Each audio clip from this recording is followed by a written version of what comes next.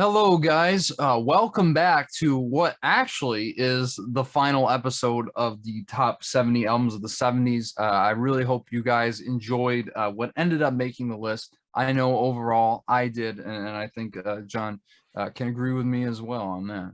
Oh, absolutely, man. It was a blast. And yeah, very, very happy with the list. Although a little bit unhappy. And this is what we're going to talk about today. Okay. The snubs, the ones that we thought Snubs, should have yes. made it. And like I said on the last episode, clearly we probably should have done a top 100 or more for the 70s, the greatest decade in Yeah. music history. But we just did 70, and surely some things were going to get knocked off that we thought should have made it. So that's what we're here to talk about. So let's Yes. get And into it. yeah, so I mean there's so many things, and obviously, if these albums made it, would have been like the perfect list to us, but obviously Mhm. it's so hard to create an even objective list of the best albums from a certain time period, as we've seen by Right. Rolling Stone and many certain circumstances outside of decades. But regardless, I think that there's so many that we need to talk about. But I think before we get into any album specifically, I have to mention one artist that I was so bummed out and really disappointed somewhat in the voting pool for not putting them on the list. I know And who that it is. Jim Croce, man. Yeah. How? I know, like, obviously he's often overlooked when it comes to the singer-songwriters that period, like Neil Young or Joni Mitchell. Obviously he didn't have the longevity because he died in a plane crash in 1973. But this guy created some of the most classic, some of the most timeless melodies, some of the most beautifully complex melodies I've ever heard in my life. And of course, with his guitarist Maury Mulison, they just created this style of guitar playing that I've never heard quite emulated since. And I think everybody knows his songs like Bad Mhm. Bad Leroy Brown. You don't mess around with Jim Operator. Yeah. That's not the way it feels. Time in a Bottle. I Got a Name. I mean, there's so many. Yeah. And I thought that You Don't Mess Around with Jim might have made the list Or I based Got a on its Name. popularity, but I Got a Name on my list, and I know you did too. And we were both bummed because it was like close to making it at one point, but then got knocked off at So the many last minute. And more. it's like, that is such a good album, man. Like, Dude, I think it's the best, and maybe the best posthumous album I've ever heard. And I yeah. gotta admit, I actually bumped it up a couple of spots on my list because I was like, I really wanted to see him on there. So I was like, let me just move this up Yeah. a few, just to see. And I guess my efforts were in vain because nothing really came from it, unfortunately. But if you guys haven't listened to Jim Croce, I mean, what are you doing? I mean, I guess he is underrated, but I feel like people really need to reassess his work and also induct him into the Rock and Roll Hall of Fame after 40 years of Yeah, doing that's albums crazy alone. too that Something. that's not the case. I mean, yeah, Croce is definitely underrated, and man, what a bummer. But yeah, I mean, there were several in that kind of folk genre that I Mm, thought, um well, I was happy to see that Cat Stevens made it with one yes. album, Bill Withers, also Nick Drake made it with one, but I thought they could have easily had two, like Brighter Later from Nick Drake. I love more than Pink Moon, actually. Teaser and the Firecat, I think, is right up there with T for the Tillerman. And Still Bill Still is a Bill, great I think, album. is Yeah. actually stronger than Just As I Wow. Am personally. But Mhm. I'm glad that they at least made it with one. Croce, man, he got shafted. So Dude, that and he's was my favorite. I think I listen to him way more than I do Joni Mitchell. hmm, Which is not to say he was a better songwriter, but I like his music more. yeah. Personally, he's like top 15 artist of all Yeah, time for me. I I can't could stop have, listening to him. as much as I love Joni, I would have traded Court and Spark to get Croce on the list, just to, Sure, I don't know. I think that's better though, in my opinion. yeah, I that's, was okay with that, but I just think there were a few I could have swapped off just to just put him on there. So yeah, guys, gotta listen to Jim Croce. I think that was the biggest oversight on the list. But yeah. I wanted to ask you, John, what was your favorite album that didn't make the list? Because I have one, and I wanted to hear what you had to say first on that matter. Hmm. My favorite that didn't make it. Well, the one that was ranked the highest on my list that didn't make it. I wasn't actually surprised that it didn't make it, but I was a little disappointed, and that was "Lust for Life" by Iggy Pop. Right.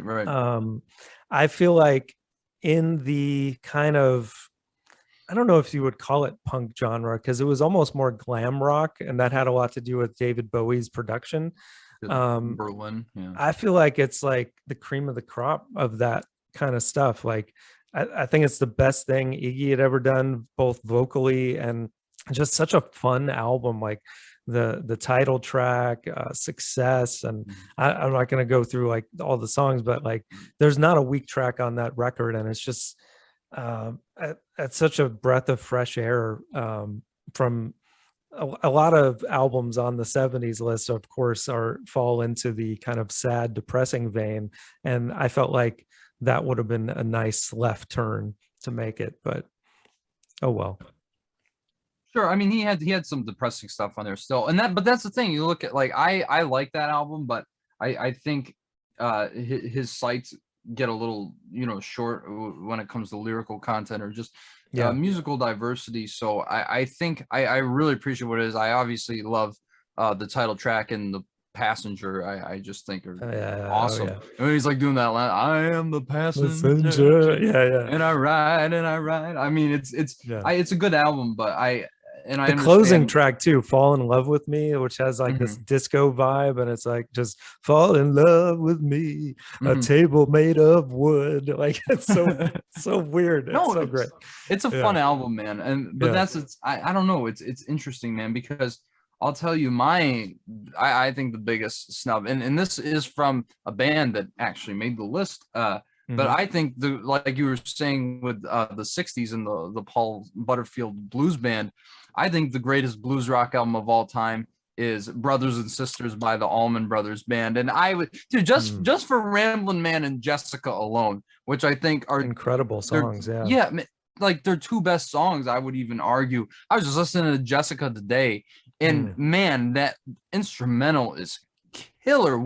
Maybe the greatest instrumental song of all time. I don't know. I certainly would throw it in the conversation, but I think it also showed like how they could, go on after the death of two of their core members, obviously Duane Allman, and then obviously Barry Oakley died in the recording of this album. He did play bass on Ramblin' Man, but it's just and so eerily similar to how Duane Allman died. They were both 24 and both died in motorcycle accidents. I think it's crazy, but it really showed Dickie Betts' emergence as like the primary leader of that group. And oh my goodness, the fact that him and Duane Allman were in the same, I mean, and Southbound, such a good song. Oh man. my I love that track. Again. Just that guitar, he goes off his tone. He's like one of my favorite guitarists of all time. Both him and Duane Allman are in my top 5. So that's funny, man, that like, so on 60s, my favorite blues album got shafted, and now on the 70s, your favorite blues album. And isn't it like the blues is one of those genres that usually gets kicked to the curb too? And this is a perfect time to segue into what I really want to say about our list that was most disappointing to me. Is I felt like our list was very white, and I'm sure that most of our viewers, if we really looked at analytically, are probably look like us, and whatever. And that's not even the main thing. It's more like I just felt like, as a matter of taste, maybe people would be a little more explorative. And the genre that I really wanted to bring up in regards to that, like not even a black thing, but I feel like funk is another genre like the blues that often gets overlooked and not taken seriously. And I could see like a part of that is, so much of the funk genre is like just wacky, like fun stuff. But I feel like Mothership Connection by Parliament should have made it. Headhunters by Herbie Hancock. Oh, that's a great one. Which that almost made the list. And I was so sad when it didn't, because that's an amazing record. because it's like jazz funk fusion. It's like incredible. And My then goodness, I want to say I felt bad not even putting it on my list. That's how good the 70s were. It was like probably number 73 or something. I absolutely love that album. So I get your frustration. I should have done like you did with Croce Man, but it probably would have been in vain. Like have it a little higher than I would have put it. But also Rejuvenation by the Meters, which most people don't know the Meters, so I wasn't expecting that one to make it. Well, I think that's on Rolling Stone's 500 Greatest Albums. Yeah, well, it's so good, man. These guys from New Orleans, and again, like I felt like it was one of those albums that was like a defining funk record that took it to another level. And so yeah, I was just bummed in that regard that there wasn't, aside from Stevie Wonder, enough representation of those kind of things. Well, I mean, talk about black artists. Well, ones that actually did make the list. Well, you see right now, I got the shirt on. Obviously, we had Exodus, which I thought was way too low on the list, first of all. And I think that's because people hadn't heard it. But to me, I think their best album, the Bob Marley and the Wailers, is Catch a Fire. I even like them more than the Legend compilation because, and I don't know if people just haven't listened to it as much, but I just think it is their boldest record, especially talking about, colonialism and the African slave trade and like all this stuff that you don't get on stuff like Legend. And even Exodus has those political connotations, but it's not as abrasive as a song like Slave Driver, which I think is like a lyrical masterpiece. I hear the crack of a whip, my blood runs cold. As soon as you hear that, you're just like, okay, like he immediately draws you in. But it's just such a great album. It has great party songs too, like Stir It Up is obviously, which is on Legend, which is great. And Baby, We've Got a Date. There's so many great songs on that record. And I feel like, and I'm guilty of this personally. Like you see Legend on my wall. I'm guilty of like what probably many others do, and just say like, oh, Legend has everything on it that you really need to hear. And that's not the case with Bob. Like he was just amazing from the get-go. And really one of the most prolific and profound songwriters that ever lived. And obviously the Wailers, I think you all know, is like one of my top 10 favorite bands of all time. I talk about influential, man. Like the Police would not exist without Bob Marley. So half of the 80s wouldn't exist without Bob Marley. I swear, in the late 70s. I mean, basically with post-punk and everything, reggae would hardly exist in the way it does without Bob Marley. Glad he made the list, but at the same time, there could have been way more, especially Catch a Fire. I also thought Burnin' is another great Wailers album. I think he has one of the most solid discographies overall. Just his best albums are incredible. Maybe we'll get to some in the 80s. But I also think on the same note, well, if we're talking about black artists, Let's Get It On by Marvin Gaye. How the hell did that not make the list? That is like one of the sexiest records ever made. Just the title track alone is one of the greatest songs of all time. Yeah, it's right up there with what's going on as far as like just being so well produced and so well performed.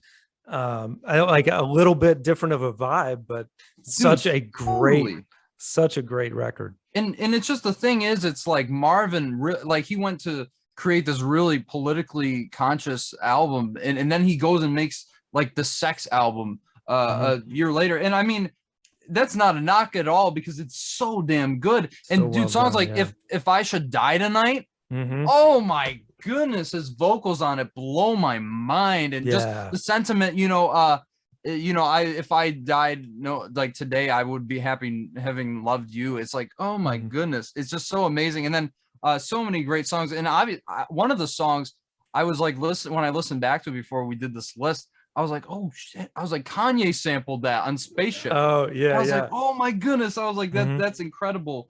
But really there's also a great song about his divorce as well. On that album. And I just couldn't. That's another one that I think came close. Like there were made the list. A lot of these albums we're mentioning were like, for sure in the top 100. I think there were over 400 albums or maybe more than that at the end of it. I don't remember, but so many people voted, so it's hard to complain. But at the same time, like the ones you just mentioned, it's like, what? but what I was going to say too about when we were talking about Marley and the influence, you were going to mention a Police album as well, right? Oh, dude, Outlandos de Amor, I think is Yeah. one of the best debut albums of all time. I was like, Mhm. how the hell did that not make? Just for like So Lonely and Roxanne, and I Mhm. mean, there's so many great songs on that album, and I think the definitive post-punk album, as far as I'm concerned, because Mhm. I mean that's like my London calling. You know, like I I always just got you. as Yeah. soon as I heard that, I think it's the Police's best record. I know most people won't hold that to be true, and I'm sure we might get into that when we get to the 80s. Yeah, But we'll have I some Police on the 80s for sure. right, and I mean that's not really a hard competition.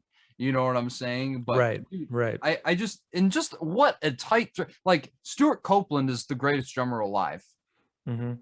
in my book, who's still around, man. He's just so tight, and Sting on the bass, just so many intricate grooves on that thing. Yeah. Um, Yeah. and Andy Summers great too. Oh, can't stand losing you is just Oh yeah, a yeah. That's classic. brutal song. I just absolutely love most of this album. So I was really shocked that one didn't make it. And I think really I don't quite love the Police, but if it was just that album alone, man, so Yeah. good. Yeah. Bummed Yeah. out about that one too. Yeah, as like as I'm looking, I'm shocked that a couple of these I haven't even mentioned yet. Like Frampton Comes Alive by Peter Frampton. That one I wanted to listen to. I didn't get to. Yeah. Oh, okay. I think that could have made your list because like it is so you still haven't heard it yet. Not yet, no. Oh man. That's probably why it didn't make the list. It is, I'm telling you, man, it's to me, it's like top 5 live albums of all time. Okay. It is and I think most people would agree with that. Like I know Rick Beato on his channel, it's I think he said it is his favorite live album. And a lot of that has to do with the way that the interaction plays out with the audience, especially on Do You Feel Like We Do. But you know, so many of his greatest songs are the live versions are the best versions, so that has a lot to do with it as well. But yeah, that one I was like kind of shocked that it didn't make it because I know a lot of people love it. You see it in almost everybody's collection of vinyl. Right. You know, it's just like I don't know, but was there something that you were kind of shocked by that?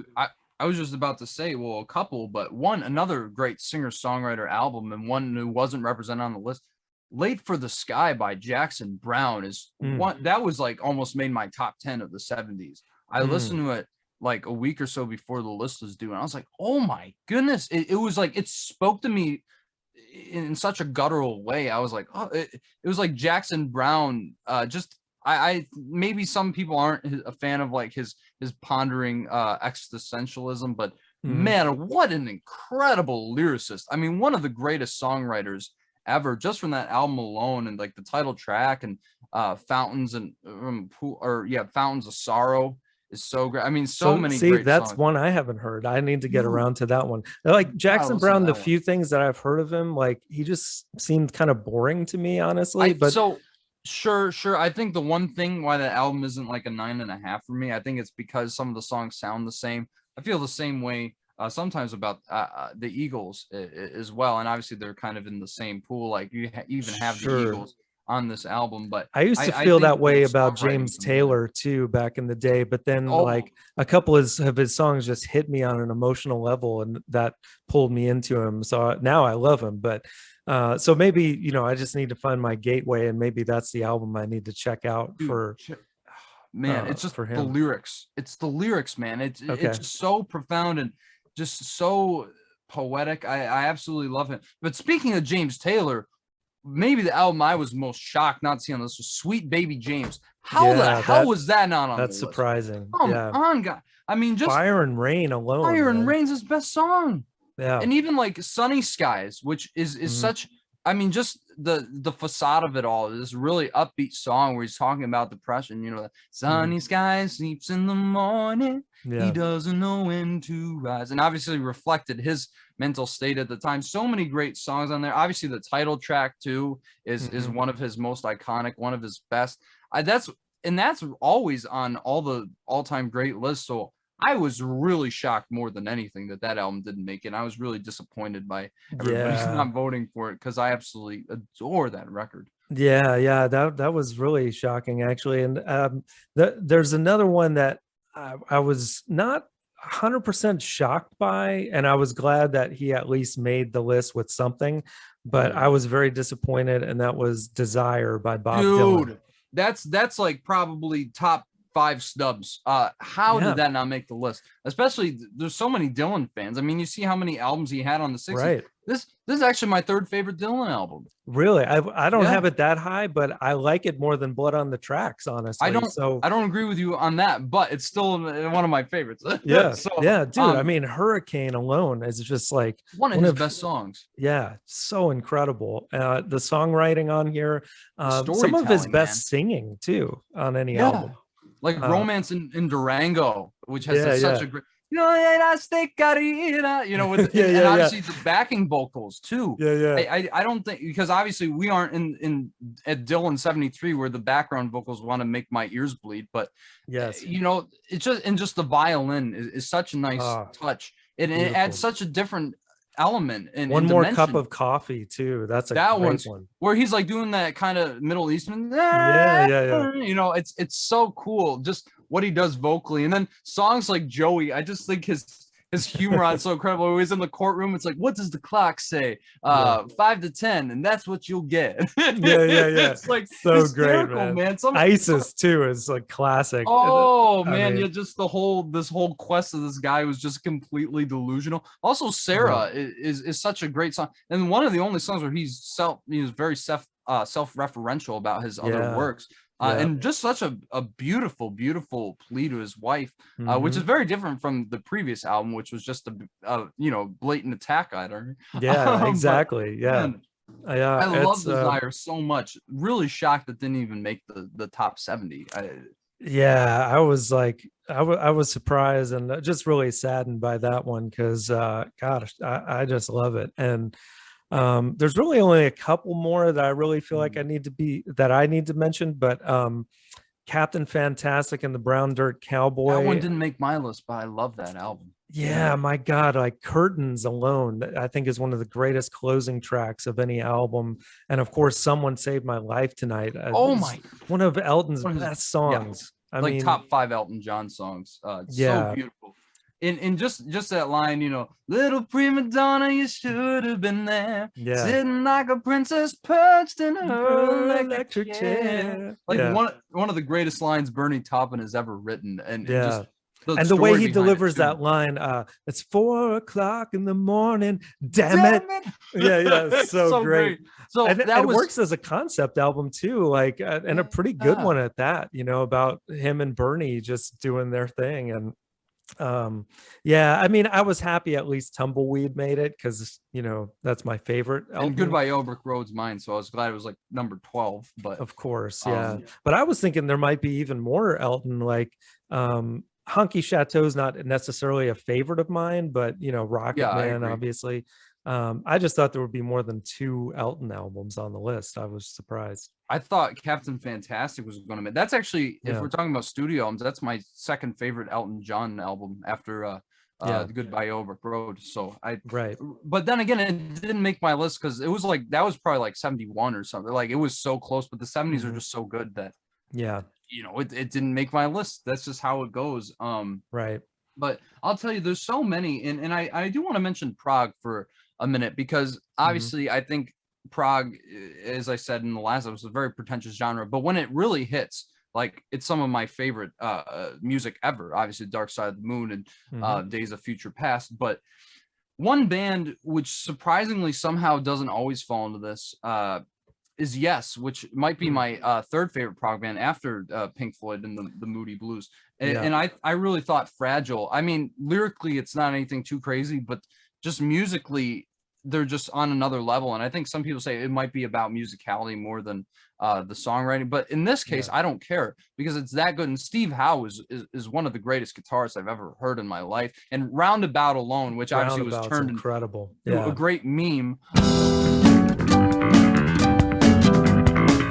is probably my favorite on there. But just listen, if you guys haven't heard Fragile, just listen to the musicianship on that thing. That was high on my list. It was like close to the 30s zone. So I was really disappointed. I'm not surprised it didn't make the list, but I thought if we're gonna, and I know Close to the Edge was close to the edge of the list. That one is a little bit more in that pretentious mysticism I don't like about prog, which is funny because most people consider that to be their best album, and it's on the 500 albums and great by Rolling Stone, which I was surprised by. But yeah, man, that one could have made it. If we're talking about other artists could have made the list, Carpenters, one of the greatest duos of all time. I Close to You is such a great album. I also love the Christmas album, but most people will probably think that's stupid and cheesy, so I won't say too much, even though it's my favorite. But Close to You is so good. I mean, just for We've Only Just Begun, which might be my favorite Carpenters song, and I just, Karen Carpenter's contralto voice is one of the most beautiful angelic things you will ever hear later record, and just the harmonies between her and Richard are so tight. But even on that album, like the instrumental at the song at the end, like there's so much great jazz improvisation. And when I came back to it, I was like, wow, I didn't remember how expansive it was in that sense. But I just love the Carpenters, and I was really shocked that they, well, not shocked, but I really thought they should have made it, and that would have been like, yes. No one else sounds like I don't know if them. You had anything else, because I had a few other things I want to mention, but I didn't want to, cramp your style at all. Oh, no, not at all. There was only really one other that I had high on my list that I wasn't really expecting to make it, because this is more in the jazz realm. And in this case, live improvisational jazz. And that's the Cologne Concert by Keith Jarrett. Yes. Which that one. Yeah, it's just, especially when you hear the story behind it, which it's just crazy, like comedy of errors, really, as far as like he was sick when he arrived, and then come to find like they had the wrong piano that wasn't even like tuned properly, and he was just gonna like not even play that night because he was so annoyed with the situation. But the place was packed, so he went on and played anyway. And on that whole tour, he was just improvising the entire set, like just creating from scratch what he was going to play. And knowing all this and hearing the majestic sounds that this man with one piano created, it's a magical album. So I know a lot of people haven't heard it. I was new to it just a few years ago when I started getting into jazz, and someone told me I should check it out. And so, I think it should have made it, but I'm sure a lot of people don't even know it exists. So. No, I knew about its existence. I wasn't able to get around to it. So I'll have to check that out at some point, though, because I have heard amazing things about it. Oh yeah, I think you'd dig it for sure. So you got a couple more? Oh yeah, I got quite a few. But I think another one I was really hoping people would hear, Sunflower by the Beach Boys. Yeah, no Beach Boys. Yeah. Oh man, it's such a bummer. I think that's their best studio album that came out after Pet Sounds. I mean, there was nothing else after that even came close. I just for Deirdre alone, which really showed the emergence of Bruce Johnston I think the whole group started, because obviously Brian was not in the best spot, as we know, but just Bruce Johnston stepped up like nobody else. But even Dennis, like Forever is such a beautiful ballad. Oh, that's a great song. Yeah. Oh my goodness. And then there's one song that basically like created like lo-fi dream pop. And it's like, what is going on with this album? There's even the last song on there, the sounds on there sound like it was like pulled off a Kanye West album. I swear. And this came out in like 1970 or something. Yeah. And I just think it's one of their best records. Like after Pet Sounds and the Smile Sessions, I just think is beyond brilliant. And I think if most people haven't checked it out, they won't be disappointed, especially if you love the Beach Boys. Yeah. I think it's an amazing album. Another one I thought would have made the list, even though they made the top 5, Fleetwood Mac. The self-titled album from 1975, which Landslide, so man, one of the greatest ballads ever. Yeah, and I think the greatest song Stevie Nicks has ever written. No contest. Mm-hmm. But I tell you, man, so many great songs on that. Like "Say You Love Me" is a great Christine McVie Oh, song. Big hit. yeah, yep, Rhiannon is of one of their course. biggest songs, and really showed like this is where to me Fleetwood Mac really rocked, because they had the blues stuff and then the so many lineup changes, but this is where Yeah. they really became that iconic band that they're Mhm. known as today, and Of just course. so many great songs on that. So I was really shocked that that one didn't get that many votes, surprisingly, but I absolutely love it. Another Yeah. one, who, you know, an artist who made the 60s list, but not this, Songs of Love and Hate, by Leonard Cohen. I really thought Mhm. would have made, I understand if, you know, New Skin for the Old Ceremony not making the list, but this one I just think is maybe his darkest album, Mhm. with songs like Dress Room Rehearsal, Rag, and Yeah. obviously Blue Raincoat, or Famous Blue Raincoat, is like Mhm. one of his best songs. Just Yeah, so really strong album, you know, right under Songs of Leonard Cohen. Oh, Absolutely. it is my second favorite Leonard Cohen album, and I Mhm. just think goes to show you like what a genius he was. Just the And this biblical shows and like metaphorical how many implications. albums have we mentioned? I mean, this is why the I'm not 70s even was the done. greatest decade, you know? It's just like crazy. Yeah. Dude, it really was, because I mean, there's still artists that I have to mention that didn't make the list. Like one.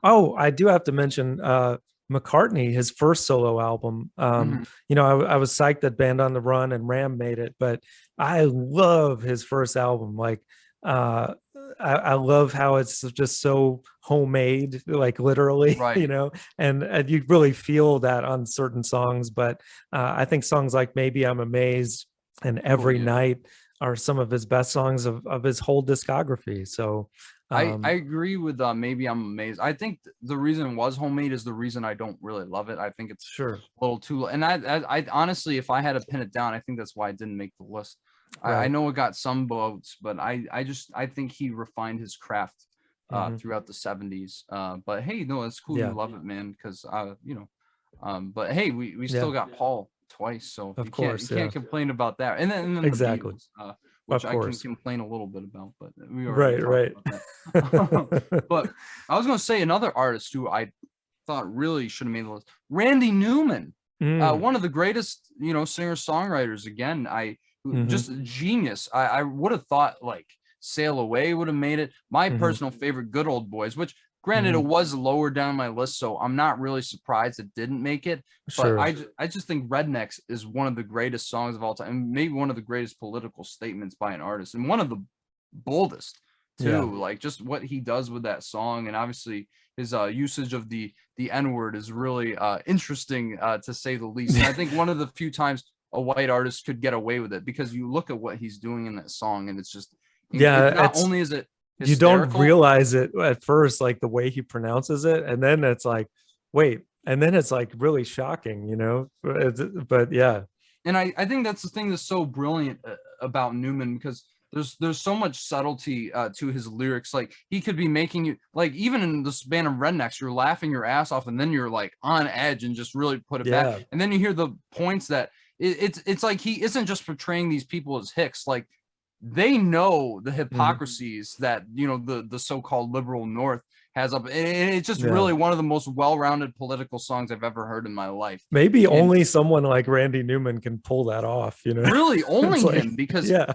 even like in songs like I think there's one, I think it's called Birmingham, where he's Mhm. like talking about these southern, he's like creating this idyllic some southern town, and then like you hear at the end, he's like talking about the dogs. It's like, go sick 'em, boy. And Yeah. you're Yeah. just like, wait a second, is he doing what I think he's, and it's just so brilliant, because Yeah. it's just you don't pick up on it. It's just underneath the surface. Right. And I think Randy Newman is one of the most brilliant songwriters and composers, obviously, with his Of course. prolific film career.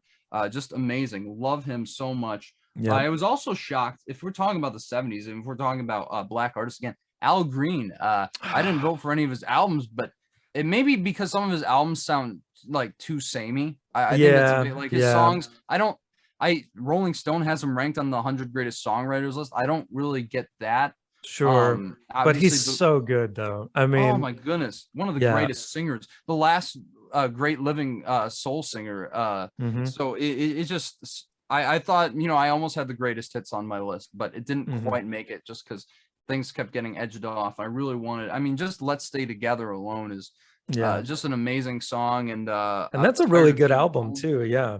Yeah, Tired of Being Alone's a great, or no, Mhm. the album that's off of Al Green Gets Next to You is Right. probably my Yeah. favorite studio album from him. Really Mhm. interesting cover of Light My Fire, by the way. Yeah. And also another album that I just think is so seminal in the development of music. There's a Riot going on by Sly and the Family Stone, and obviously Sure. Stan made the '60s list, but I was shocked because that really was the blueprint for hip hop. Mhm. And Mhm. obviously just the story of Sly Stone at that period in his life, making this, just how he became so disillusioned with everything, where something like Stand is so positive. It's just Yeah. such a groundbreaking record. The first use of drum machines. It sounds like it was made in the '90s, which Yeah, is and that speaks to uh, what I was saying, like at the beginning of this episode. Like, that album especially kind of encapsulates all the different genres of that, Black people were bringing to the fore so well, like a mixture of funk and just all the different genres that, and Sly had really kind of done it all at that he point anyway. created funk but basically. but that was taking it to an even different, more personal level. And yeah, that's pretty mind-blowing that didn't make it. So And also, before we go, I want to mention two albums that, because all the '60s albums from that made the '60s list were, mhm. or all the albums that were on my top 100 and Fannie Mae Hard and Company from the Yeah. '60s made the '60s list. But Mhm. two that didn't, Selling England by the Pound by Mhm. Genesis and Master of Reality by Black Sabbath. Obviously, we Ah, had Paranoid, which I do think is the better album, but I think yeah. Master of Reality is great as well. Just one that didn't make my list. And I'm not upset Selling England by the Pound didn't make the list. I like it, but I Yeah. just the pretentious mysticism of Prague. I think Genesis falls in as well executed as it is. But I think we'll be talking about maybe one or two members of Genesis when we get to the '80s, or maybe Genesis in general. We'll have to see. Yeah. But yeah, besides that, though, I do think everything was pretty well represented when it Yeah. comes to the iconic albums. I just think the placements were all over. And but I think once we got to the top, I think we agreed on most of it. Oh yeah, and I wasn't as upset as I was with the '60s, with just with Paul Butterfield, which is, yeah, as you know, Yeah, my favorite album of all time. So I was like, how the hell did this not make it? right, right. But I think the '80s is going to be a lot of fun because I don't have as maybe high expectations Yeah, just me neither. Yeah, overall. And so I think it's going to be really interesting open to field. see, totally wide open. And I'm not going to be mad at, I think there's going to be a lot of stuff in the top 20 that we both agree on and are undeniable classics, but everything under that, who knows? So be sure to get your votes in, guys. Another reminder, August 8th is the deadline. So give us your list. If you can give us 80, that's great. If you can only give us a top 5, that's fine too. We'll count it. But yeah, looking forward to it. We're going to get into it shortly after, and yeah, keep this ball rolling, man. Absolutely. And we're just going to keep growing our community here. And just thank you so much for the support. As always, just had such a great time doing this series. And I can't wait to continue doing this with you, John, and obviously have you guys continue to contribute. So obviously smash that like button, subscribe to my channel as well as John's, because you want to be going back and forth. The '80s is actually going to start on his list, so you better subscribe to his channel. But yeah, guys, keep thinking of what you're going to put on those lists. Send it to either me or John, however, whatever means you have. You can put some links below how to contact us. And yeah, until then, guys, we'll see you later. Take it easy. Peace. See you soon.